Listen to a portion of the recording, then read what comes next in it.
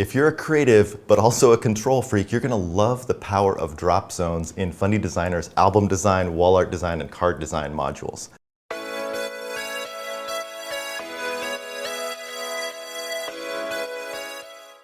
At any time, you can resize a drop zone and the images will adapt to it. When your client wants to remove an image, you don't have to redesign that spread. You just hit delete and the drop zones will heal that design and make it whole again. Or you can drop a new image in wherever you want it. But that's just the beginning with drop zones. You can change the image ratios of all the images in a drop zone or just a single image. You can grab in between those images and that spacing, and you can adjust that spacing by just sliding the spacing in between.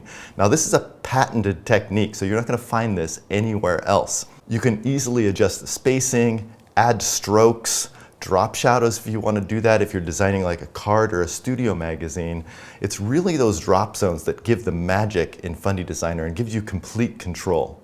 So if you want to play around with those designs and feed that inner control freak, you're going to want to head on over to Fundy Designer and download the free trial.